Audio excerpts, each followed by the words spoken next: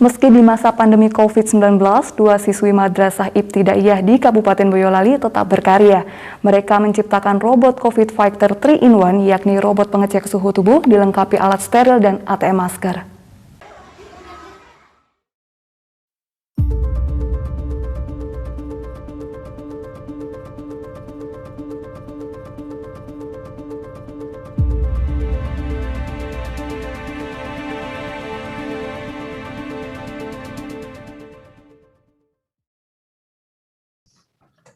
Terima kasih atas waktunya Pak Dr. Ma'ruf.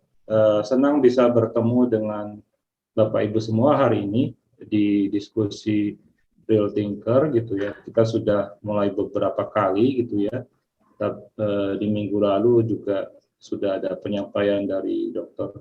Wardah Al-Katiri berkaitan dengan soal problem ekologi di masa kini gitu ya.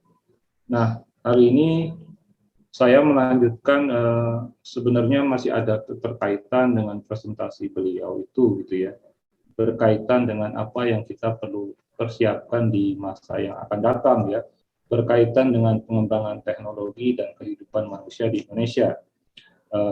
Mohon izin untuk menyampaikan presentasinya ya. Assalamualaikum warahmatullahi wabarakatuh, salam sejahtera. Salam Om Swastiastu, Namo Buddhaya, salam kebajikan ya, buat Bapak Ibu semua. Semoga walaupun situasinya dalam keadaan pandemi ini, Bapak Ibu masih dalam keadaan sehat ya, Bapak Ibu. Terima kasih. Di dalam presentasi ini, saya ingin menyampaikan beberapa hal ya. Ini profil saya, gitu ya. Jadi saya merupakan dosen di Sekolah Kajian Strategik Global Universitas Indonesia yang mengajar di sana dari sejak 2017 ya Bapak Ibu. Ini beberapa pekerjaan yang pernah saya lakukan. Oke, untuk mempersingkat waktu, di sini kita akan membaca apa yang ingin saya sampaikan di sini ya Bapak Ibu. Pertama berkaitan dengan masa depan umat manusia dalam visi ilmu dan teknologi ya. Jadi, kemudian nanti kita akan masuk di dalam pembahasan tentang problem author engineering sebagai penggerak peradaban manusia ya. Kemudian di situ ada masa lampau Nusantara dan perkembangan teknologinya, dan kemungkinan pengembangan inner engineering sebagai dasar ilmu dan teknologi masa depan ya. Nah, dari 4 aspek ini nanti akan kita lihat seperti apa. Mudah-mudahan apa yang saya sampaikan ini bisa menjadi pemicu sebenarnya untuk Bapak Ibu lakukan tindak lanjut ya berkaitan dengan apa yang telah disampaikan ini. Oke. Nah, seperti kita ketahui di dalam konteks industri 4.0 gitu ya, maupun juga masyarakat 5.0 ya, kita tahu bahwa perkembangan teknologi ini semakin cepat gitu ya. Dari mulai kita lihat di situ revolusi industri yang pertama kali, itu kan basisnya adalah mesin uap ya, dan kemudian juga ada istilahnya mesin-mesin tekstil, di mana industri tekstil ini menjadi sesuatu yang awal ya dari apa yang kemudian diusahakan oleh manusia gitu ya. Terus kemudian bergerak masuk ke dalam industri yang lebih berat, industri-industri berat ya. Basisnya adalah di situ adalah listrik, kemudian juga basisnya minyak bumi seperti yang minggu lalu kita bahas, dan kemudian di situ ada mesin-mesin ya, atau motor-motor yang digerakkan berbasis pada minyak bumi ini gitu ya. Nah, di dalam industri ketiga di situ kan ada otomatisasi dan informatisasi yang mulai kemudian diusahakan oleh manusia dengan penemuan komputer dan kemudian juga internet ya. Dan ini menjadi suatu tonggak baru di mana kita kemudian bergerak begitu cepat dengan adanya internet ini untuk masuk di dalam transformasi digital ya, yang menjadi ciri dari industri 4.0 gitu ya. Nah, di sini ada 3 teknologi utama. Yang pertama ada artificial intelligence, kemudian Internet of Things, dan blockchain ya. Nah, kalau di dalam masyarakat kita bisa lihat juga ini perkembangannya seperti kita ketahui di dalam sejarah manusia, terutama di dalam kajian antropologi, itu bergerak dari masyarakat berburu, kemudian masyarakat agraris gitu ya, yang menekankan pertanian, kemudian ada masyarakat industri, ini berkaitan dengan revolusi industri pertama dan kedua, kemudian ini ada masyarakat yang society 4.0 itu di masyarakat informasi, yang terakhir adalah super smart society. Diharapkan Bapak Ibu masuk di dalam perkembangan smart society, artinya di sini intelijensi menjadi ukuran utama ya. Karena apa? Karena kita harus berhadapan dengan yang namanya artificial intelligence ketika misalnya bekerja ya. Jadi mau tidak mau kita harus cukup cerdik berhadapan dengan bagaimana kemudian perkembangan teknologi artificial intelligence ini bisa mengatasi pekerjaan yang kita juga lakukan gitu ya. Kayak misalnya contoh sekarang profesi dosen yang saya jalani itu juga ditantang oleh artificial intelligence. Karena apa? Karena sudah ada robot yang bisa mengajarkan soal filsafat kepada mahasiswa ya, dan memberikan kuliah umum dengan baik ya. Oleh karena itu di sini kita mau tidak mau harus meningkatkan kapasitasnya. Ya, kita sebagai seorang yang smart, seorang yang cerdik gitu ya, berhadapan dengan perkembangan teknologi ini. Nah, dari sini kemudian bergerak pada hal yang lebih jauh sebenarnya ya, bagaimana kemudian kita dengan 4 teknologi utama yang disebut dengan NBIC atau nanoconvergence yang berbasis pada nanoteknologi, bioteknologi, teknologi informasi dan komunikasi serta ilmu kognisi itu membentuk suatu elemen baru di dalam visi ilmu dan teknologi ke depan. Karena apa? Karena ternyata dengan 4 teknologi ini, manusia bisa mengandaikan dirinya sebagai, dalam bahasa yang lebih populer itu avatar ya, Bapak Ibu. Di sisi ini, kemudian kita bisa berbicara bahwa bagaimana kemudian visi ilmu dan teknologi ini akan memungkinkan kita untuk mengendalikan apapun ya. Kalau di dalam ilmu nanoteknologi kan yang dikendalikan adalah partikel atomik gitu ya. Direkayasa sedemikian rupa, misalnya kita ingin merekayasa yang namanya cangkir gitu ya, untuk memiliki kekuatan yang lebih daripada sebelumnya. Karena begitu cangkir dijatuhkan, biasanya kan pecah gitu ya. Nah, dengan rekayasa nanoteknologi, ini dimungkinkan supaya cangkir itu tidak pecah begitu jatuh dari meja misalnya, sehingga lebih kuat dan tahan lama untuk dipakai. Itu salah satu contoh aplikasi dari nanoteknologi yang di dalam perkembangannya paling kontemporer itu bisa membuat yang namanya berlian itu di laboratorium gitu ya. Intan itu sekarang sudah dibuat di laboratorium, Bapak Ibu kan. Bapak Ibu juga mungkin ada yang lebih mengetahui di soal ini gitu ya. Nah, berkaitan dengan bioteknologi, ini juga mengontrol elemen-elemen biologi yang sifatnya sangat partikular gitu ya, sangat kecil gitu ya. Salah satu contohnya adalah DNA gitu ya, atau elemen terkecil di dalam kehidupan. Itu kemudian dikaryasa sedemikian rupa sehingga nanti muncul di dalam bidang medis itu yang namanya gen terapi gitu ya. Bagaimana kemudian kita mengobati penyakit itu berbasis pada genetikal tertentu, sehingga pengobatan yang kemudian ada di sekarang ini menjadi sesuatu yang outdated gitu ya, sesuatu yang ketinggalan zaman gitu ya. Nah, ini yang diharapkan dari bidang bioteknologi ke depan dalam sumbangannya kepada ilmu manusia ya, menguasai atau kemudian merekayasa basis biologi dari kehidupan. Nah, ini nanti diakumulasi sedemikian rupa sehingga ini semuanya berbasis pada informasi yang nanti akan diolah pada teknologi informasi dan komunikasi, dan ini nanti akan dikendalikan melalui perentaraan berbasis pada ilmu kognisi gitu ya. Jadi seperti manusia mengendalikan robot di masa yang akan datang, tidak lagi menggunakan tangan atau kemudian menggunakan kakinya, tapi cukup dengan memasang helm yang kemudian memancarkan frekuensi tertentu sehingga itu bisa tergerakkan dengan baik gitu ya.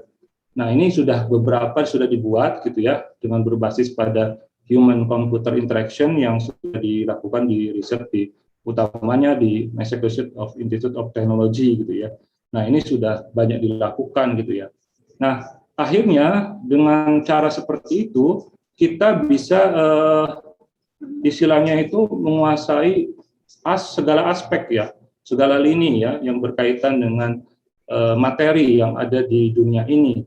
Harapannya kan seperti itu ya.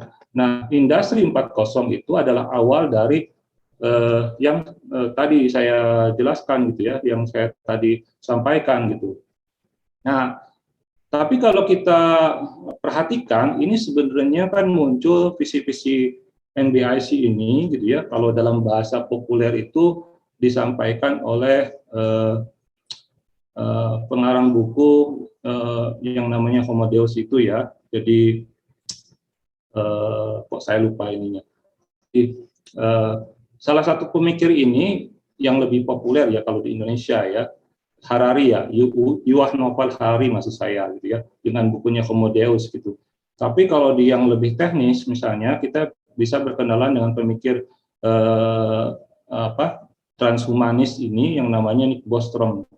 Kenapa ini perlu dikembangkan menurut Nick Bostrom gitu ya? Karena apa? Karena menurut Nick Bostrom nanti akan ada satu persoalan ya yang kemudian menjadi hambatan umat manusia. Artinya manusia dalam posisi yang sifatnya bisa extinct, bisa musnah karena perkembangan teknologi yang dibuat oleh manusia itu sendiri dan juga perkembangan ekologi yang tidak mendukung manusia ini gitu ya.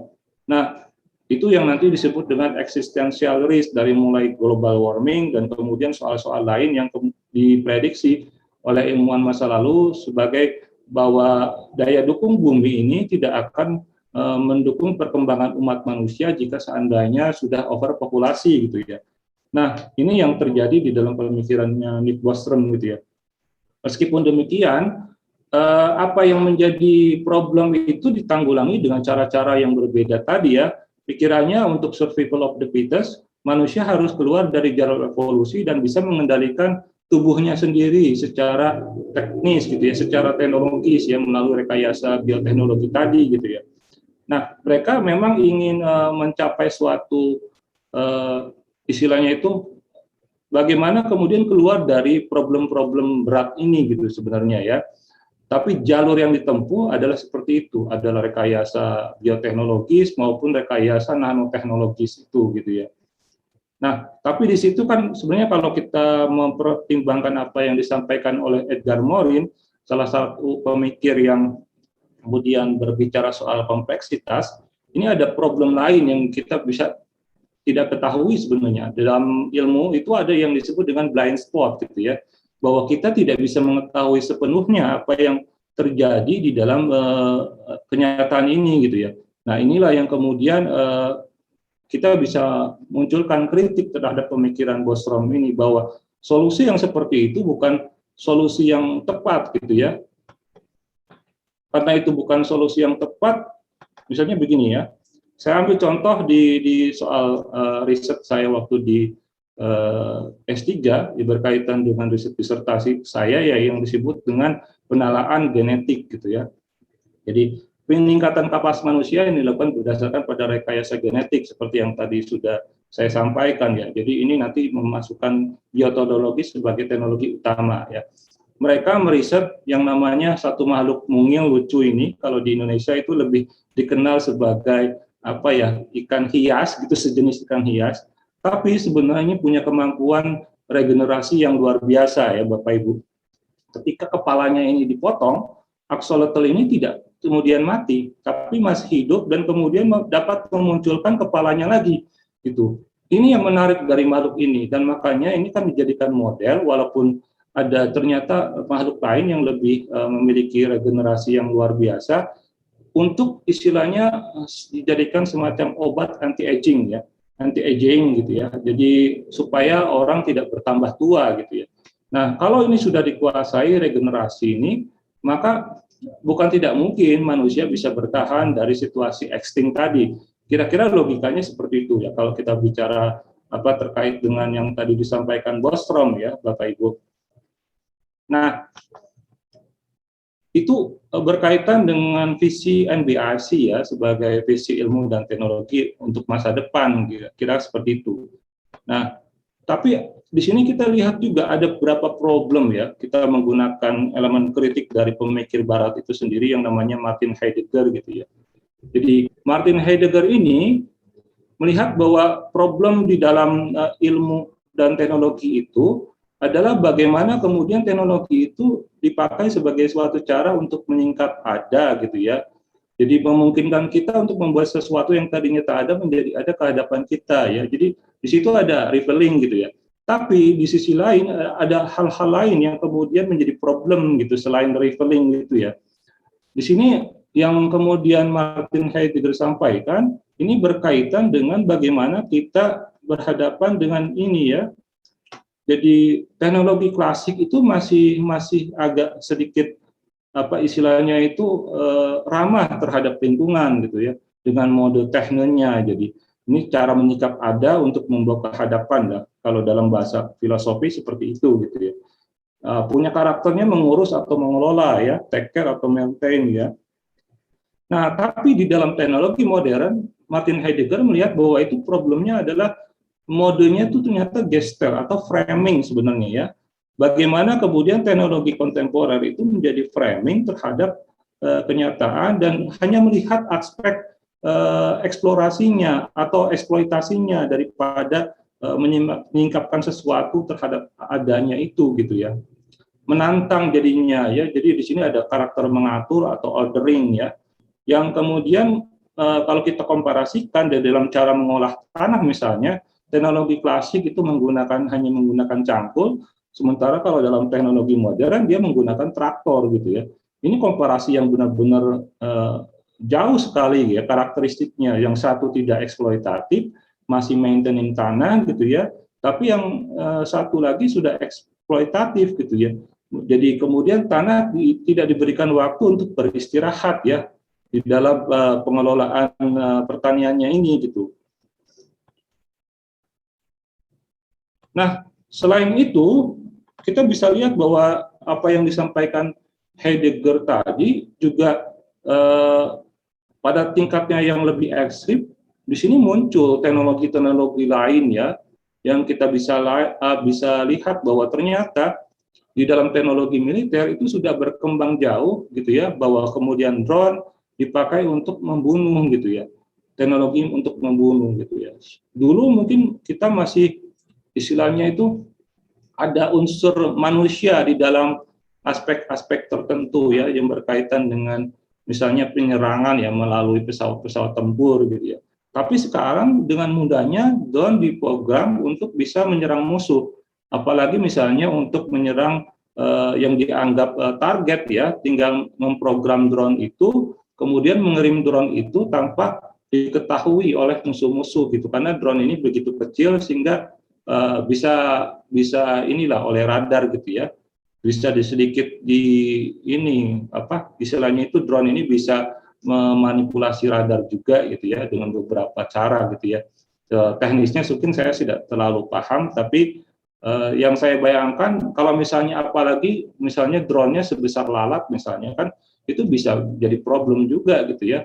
Karena apa? Dianggap bukan masalah gitu. Dan ini menjadi salah satu teknologi tempur yang kemudian bisa dibuat lebih canggih lagi ke depan gitu ya. Nah, selain itu dengan adanya tadi konsep penalaan manusia, kita berhadapan dengan cyber war yang lebih jauh gitu ya, berkaitan dengan prajurit super gitu ya. Nah, dengan rekayasa DNA memungkinkan kapasitas-kapasitasnya manusia sekarang ini ditingkatkan sedemikian rupa sehingga mereka seperti para ini ya, para Avengers itu, kalau itu punya kapasitas-kapasitas tertentu gitu ya. Bayangannya ya seperti itu sebenarnya. Dan kalau menurut saya yang namanya film-film seperti ini propaganda untuk sebenarnya ke depan, di mana yang namanya rekayasa genetik itu menjadi lebih mudah diterima oleh anak-anak kita gitu. Dan salah satu aspek yang kemudian menjadi populer nantinya ya. Karena apa? Karena dengan adanya fenomena ini seakan-akan terjadi seperti nyata gitu ya. Rekayasa genetik itu bukan sesuatu yang kemudian jadi asing gitu buat buat anak-anak kita nanti gitu ya. Kalau buat kita mungkin vaksinasi aja bisa jadi problem gitu ya. Tapi buat anak-anak kita yang sudah menonton Avenger ini direkayasa sedemikian rupa badannya, kemudian apanya gitu, bagian tubuhnya itu sudah tidak jadi masalah. Karena apa? Karena ini menjadi sangat mungkin dengan munculnya ini ya, Bapak Ibu ya, bahwa di sekarang ini teknologi militer sudah masuk pada super soldier gitu ya. Jadi kemampuan radikal yang kemudian dimiliki oleh prajurit super ini bisa dikatakan menggabungkan misalnya kemampuan dirinya itu untuk bisa mengangkat beban dari lebih 50 kg di dalam pertempuran gitu ya.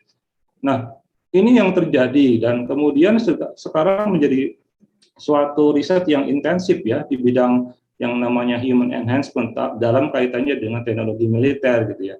Nah, jika ini yang terjadi bisa dibayangkan sebenarnya bahwa problem-problemnya nanti akan muncul lebih banyak, bukan hanya kemudian tadi persoalan lingkungan yang tidak selesai, ya walaupun ini mungkin bisa membuat semacam survival of the fittest di dalam beberapa negara yang memiliki teknologi ini untuk bisa keluar dari risiko eksistensial itu, tapi ini kan tidak menyelesaikan keseluruhan problem umat manusia gitu ya.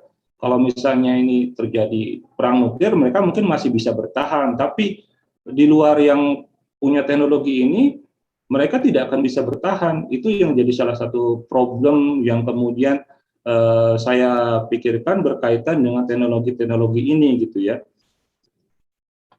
Nah, terus saya kemudian berpikir gitu ya, kalau perkembangan kontemporer ilmu dan teknologi mengarah kepada hal-hal yang seperti tadi gitu ya, ya kita coba lihat ya dalam konteks Indonesia atau lebih tepatnya Nusantara, bagaimana kemudian teknologi yang ada di Nusantara itu, ya kalau kita tadi sudah singgung yang namanya penalaan manusia bisa membuat regenerasi tubuh, bukannya tidak mungkin, ini kan juga berkaitan dengan apa yang sudah dicapai oleh para leluhur Nusantara misalnya, salah satunya dengan ilmu Pancasona atau rawa rontek lah kalau di Jawa itu kan, ada seperti itu, yang misalnya jatuh ke bumi, itu masih bisa hidup lagi walaupun sudah dipotong kepalanya. Kan ini agak mirip dengan axolotl itu sebenarnya kalau saya tidak salah gitu, karena memang di dunia ini memang agak masuk sedikit kepada spekulasi gitu ya, yang membuat orang itu menjadi seperti tidak percaya antara percaya atau tidak gitu ya berkaitan dengan soal itu. Tapi ini justru yang kemudian mendorong saya untuk lebih memperhatikan masa lalu Nusantara gitu ya. Karena apa? Karena di beberapa kasusnya gitu ya, ini misalnya saya menemukan salah satu buku yang menarik ketika saya melakukan riset dan pengabdian masyarakat untuk Universitas Indonesia dari bukunya Pak I Gede Ardika ya, soal kepariwisataan berkelanjutan gitu ya. Nah, dia menyatakan di situ ada satu profesor dari Jepang yang meriset yang disebut dengan Eternal Zone di Borobudur gitu ya. Jadi di Borobudur itu ada satu sistem yang kemudian dibuat oleh leluhur kita untuk membuat getaran-getaran tertentu yang sifatnya penyembuhan ya. Menurut profesor itu, ini yang disebut nanti sebagai eternal zone. Dia menunjukkan satu batu hitam yang diambil dari Jepang dan dirahasiakan lokasinya, itu bahwa ini bisa menimbulkan getaran lebih daripada 2 menit kalau nggak salah ya. Nah, selama lebih dari 2 menit gitu ya. Nah, ini karakteristik benda yang bisa menghasilkan getaran lebih dari 2 menit ini yang disebut dengan eternal zone. Dan Borobudur ternyata terpasang sistem yang bisa mengeluarkan getaran seperti eternal zone ini gitu ya. Dan berfungsi sebagai penyembuhan ya. Dan ini setara dengan frekuensi yang kemudian dimiliki oleh gamelan ya untuk penyembuhannya gitu. Nah, ini yang kemudian menjadi menarik sebenarnya kalau kita pelajari secara lebih ilmiah gitu ya, daripada mungkin kita berspekulasi seperti tadi, bahwa ada beberapa hal yang sifatnya teknologis yang kita bisa temukan di wilayah Nusantara ini gitu ya. Selain itu juga saya menemukan ini sedikit banyak muncul di pertanyaannya ini muncul di kepala saya saat saya sedang usia-usia pelajar menengah gitu kan. Kenapa kok orang bisa menggoreng telur di atas kepala gitu kan? Saya melihat itu sebagai suatu hal yang agak sulit untuk dipahami. Kenapa gitu ya? Ini yang terjadi di dalam debus gitu ya. Elemen-elemen debus ini walaupun misalnya kita bisa lihat di situ sangat-sangat dalam tanda kutip ini kan mungkin bisa bilang mistik gitu ya. Tapi pendekatan-pendekatannya mungkin jarang sekali dipahami dengan cara-cara yang lebih bijak misalnya ya. Dianggap debus ini cuma salah satu elemen kultural saja yang kemudian bisa diwariskan.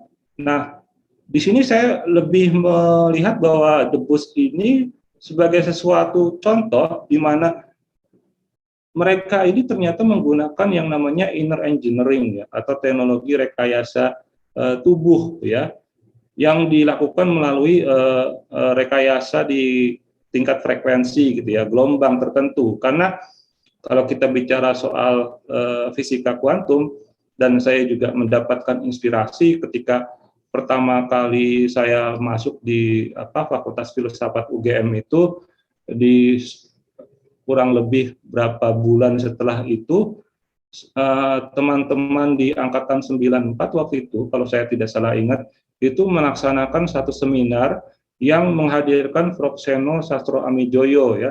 Jadi beliau ini adalah ayahanda dari Seno Gumira Aji Dharma. Itu menyampaikan bahwa yang namanya antara fisika dengan ilmu metafisika itu berkaitan dengan erat gitu ya.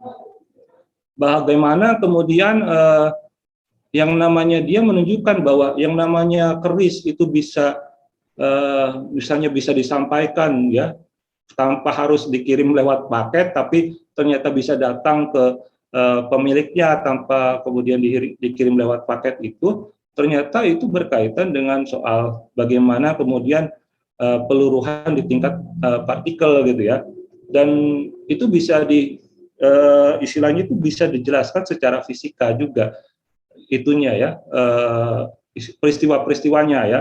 Saya waktu itu masih tertarik dengan bagaimana kemudian sebenarnya itu bisa dipahami gitu ya. Tapi kalau kita kembali lagi pada tadi soal frekuensi dan memahami dalam konteks fisika kuantum ya, di sini kan ada ini ya, dualisme partikel itu antara partikel dan gelombang. Nah, ini sebenarnya bisa dipahami juga gitu kalau secara logika ya. Walaupun demikian, ini memang masih menjadi salah satu concern saya untuk bisa merisetnya lebih jauh gitu ya. Bahwa ada hal-hal yang ternyata cukup menarik yang kita bisa pelajari berkaitan dengan soal inner engineering ini, prosesnya seperti apa. Nah, inilah yang kemudian membawa saya soal bagaimana kemudian kemungkinan pengembangan inner engineering itu sebagai ilmu dan teknologi di masa depan untuk wilayah Nusantara itu sendiri maupun untuk dunia ya. Karena apa? Karena ternyata setelah menemukan beberapa referensi, terutama misalnya dari Sadhguru gini, beliau ini salah satu yang kemudian sangat concern dengan yang namanya inner engineering gitu ya. Tapi ini kan dikaitkan dalam misalnya praktek-praktek yoga gitu ya, praktek yogi gitu ya.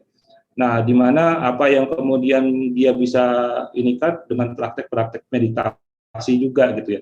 Nah, kalau di dalam tradisi di Nusantara ini banyak aspek spiritual ya berkaitan dengan soal-soal ini gitu ya. Bagaimana kemudian yang namanya untuk bisa mengolah inner engineering ini, misalnya para kiai khos di Jawa Timur itu kan juga sudah melakukan proses-proses tertentu gitu ya. Kalau kita menggunakan pendekatan Islam gitu ya, entah itu puasa, kemudian entah itu sholat malam gitu ya. Nah, ini terus dilakukan dengan cara-cara seperti itu. Kalau di dalam praktek yogi ini kan berbeda ya. Ini meditasi, kemudian juga mengurangi makanan-makanan tertentu yang tidak membawa kondisi tubuh untuk sampai pada prosesnya itu gitu. Dan yang paling menarik sebenarnya saya pernah lihat contohnya juga dalam bentuk video, betapa seorang yogi ini selama 1 minggu itu tidak perlu makan gitu ya, tidak perlu makan minum. Jadi terus diteliti sama dokter-dokter di India itu, lah Bapak itu makannya dari mana? Saya makannya dari udara katanya. Ada dewi yang memberikan istilahnya itu makanan pada saya. Kalau di kitab telan betul-betul, ini kan jadi satu problem tertentu gitu ya. Kok bisa gitu ya? Padahal kita tidak melihatnya makan dan itu pernah diobservasi di rumah sakit selama 1 minggu memang dia tidak pernah makan dan minum dan tidak perlu mengeluarkan namanya kotoran. Nah, ini menjadi menarik sebenarnya gitu ya, bahwa ada fenomena seperti itu yang kita bisa amati sama halnya dengan debus misalnya ya. Kalau debus kan tidak dalam waktu 1 minggu gitu ya. Kalau debus kan biasanya cuma 1 hari gitu ya. Dan setelah itu usai kembali normal gitu. Kalau ini sampai 1 minggu dan di riset memang yang di riset ternyata kelihatan bahwa organ si yogi ini itu sangat muda seperti organ 20 tahunan gitu ya. Dari sini kan ada proses yang disebut dengan anti aging gitu ya. Kalau kita bicara soal tadi yang berkaitan dengan regenerasi sel gitu ya. Nah, saya melihat itu sebagai sesuatu fenomena yang menarik gitu ya. Bahwa ternyata kalau saya juga pernah membaca atau kemudian melihat satu video yang berkaitan dengan riset saintifik yang ada di daerah Skandinavia, kalau nggak salah di Swedia, itu juga ternyata mereka sedang meriset untuk mendapatkan protein dari udara. Ya. Nah ini kalau saya tidak berusaha untuk mengkaitkannya secara langsung, kemungkinan besar yang kemudian seorang yogi ini dapatkan itu adalah protein dari udara untuk tubuhnya makan misalnya. Artinya di sini istilah makan angin itu menjadi sesuatu yang luar biasa dan itu bisa dipraktekkan di dalam konteks yogi ini gitu ya, tanpa mengurangi kemudian kesehatan tubuhnya. Dan ini menjadi suatu fenomena yang sebenarnya agak sulit dijelaskan kalau kita memakai perspektif yang sangat sangat positivistik gitu ya. Sudah ada istilahnya itu sudah ada antipati tersendiri terhadap soal itu. Nah, kalau saya kemudian memahaminya bahwa di sini ada 3 aspek yang perlu diperhatikan berkaitan dengan inner engineering ini. Yang pertama adalah mantra dan itu biasanya disebut dengan doa ya.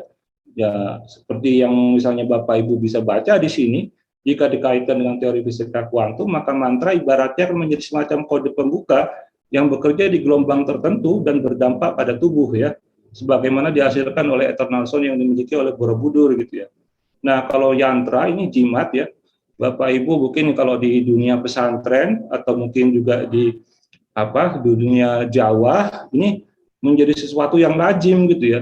Karena seringkali kiai itu memberikan isim kalau di dunia pesantren itu, jadi sudah ada tulisan-tulisan tertentu yang kemudian ini menjadi pegangan untuk orang tersebut. Nah, kalau di dalam tradisi Buddhis ini nanti dikaitkan dengan mandala gitu ya. Nah, karena Borobudur adalah itu berasal dari tradisi Buddhis, itu merupakan mandala gitu ya. Jadi ini salah satu cara untuk kemudian istilahnya mengendalikan kondisi-kondisi tertentu yang baik buat manusia itu sendiri. Ibaratnya itu ya kalau secara sederhananya tolak bala ya kalau di konteks ini gitu ya. Nah, yang terakhir yang tadi berkaitan dengan inner engineering itu adalah tantra. Bagaimana kemudian ini olah tubuh dilakukan gitu ya. Jadi tidak perlu kemudian rekayasa genetik seperti yang dilakukan di barat, tapi kita bisa lakukan itu dengan cara-cara yang mungkin dimiliki oleh tadi ya tradisi-tradisi baik Islam, kemudian Jawa maupun kalau di ini tradisi-tradisi yang ada juga di Sunda ya seperti yang dimiliki oleh orang-orang Baduy gitu ya. Nah, walaupun demikian ini seringkali salah dipahami karena apa? Karena di waktu Majapahit masih ada para pengikut tantra Bhairawa itu mempraktekkan sepertinya ilmu hitam gitu ya. Nah, ini yang kemudian perlu diluruskan apakah memang benar seperti itu yang disebut dengan tantra. Karena apa? Karena sepanjang kemudian ini dipahami secara lebih seksama, tantra itu kemudian berkaitan dengan olah tubuh tadi ya, disebut dengan proses engineering inner engineering ini di dalam praktik-praktik yoga gitu ya. Nah, ini menjadi lebih menarik lagi karena apa? Karena ternyata kita kalau masuk di wilayah biologis gitu ya, itu punya yang namanya memori genetik gitu ya. Jadi setiap manusia itu, apalagi kalau saya perhatikan ya, pertanyaan saya yang paling mendasar adalah bagaimana manusia bisa bertahan hidup gitu ya, sementara dinosaurus musnah pada saat misalnya ada bencana asteroid yang menghantam bumi, yang ledakannya mungkin sekian kali lipatnya ledakan nuklir yang pernah bisa dibuat oleh manusia gitu ya. Tentunya kapasitas inilah yang kemudian nanti diwariskan kepada kita ya, sebagai seorang yang sudah survive di dalam kehidupan ini gitu ya. Nah, itu kemudian diwariskan secara genetik ya, Bapak Ibu. Misalnya Bapak Ibu punya kode-kode genetik tertentu yang diwariskan oleh para leluhur Bapak Ibu ya. Kita tidak tahu kan, baik Bapak Ibu itu berasal dari mananya gitu. Yang kita tahu mungkin kalau dalam konteks ini sepanjang kita bisa menelusuri beberapa generasi mungkin berasal dari Nusantara. Tapi kan kita tidak pernah tahu kalau misalnya kita melakukan tes genetik dalam konteks yang kontemporer, misalnya salah satunya adalah Mbak Najwa Shihab gitu ya. Beliau itu kan pernah bercerita, ternyata darah Arab Hadraminya itu tidak terlalu kuat gitu ya. Malah lebih banyak darah dari Tiongkok yang lebih kuat di situ gitu kan. Nah, kalau kita melakukan tes seperti itu mungkin kita bisa petakan gitu ya. Dari mana kita mendapatkan kode genetik yang berkaitan dengan tubuh kita ini. Dan di sini di salah satu buku yang kemudian disampaikan oleh David ini itu ya, bagaimana kemudian memori genetik itu diolah sedemikian rupa sehingga bisa memunculkan kapasitas-kapasitas jenius kita gitu ya. Nah, inilah yang kemudian nanti kalau di dalam tradisi yogi juga bagian dari salah satu memori-memori yang ada sekitar 8 memori yang perlu dieksplorasi gitu ya kalau menurut Sadhguru gitu ya. Nah, kenapa kemudian ini menjadi penting buat kita gitu? Karena apa? Karena kita perlu mencari alternatif tadi ya. Outer engineering itu kan sudah merusak sedemikian rupa gitu ya. Nah, sementara kita ternyata punya teknologi-teknologi yang seperti ini gitu ya, berkaitan dengan aspek potensial diri kita yang kita kemudian perlu perhatikan. Dan inilah yang kemudian kita perlu eksplorasi ke depan sebagai satu cara pengembangan ilmu dan teknologi yang lebih baru, yang kemudian lebih selain misalnya istilahnya lebih ramah lingkungan, tapi juga berkaitan dengan bagaimana kita bisa survive ya terhadap kenyataan-kenyataan bahwa ada banyak resiko eksistensial yang kita hadapi itu gitu ya. Karena kalau tidak kita lakukan dengan cara seperti ini, mau dengan cara apa lagi gitu ya. Kalau menurut saya yang kemudian disampaikan oleh model Elon Musk gitu ya, atau kemudian para konglomerat lainnya dengan misalnya mengekspansi Mars sebagai cara untuk escape dari bencana yang ada di bumi, itu juga satu hal yang beresiko juga gitu ya. Ya dalam konteks tertentu ini yang menjadi problem gitu ya. Nah, itu yang bisa saya sampaikan untuk presentasi hari ini, dan malam ini nanti kita bisa diskusikan bersama. Terima kasih.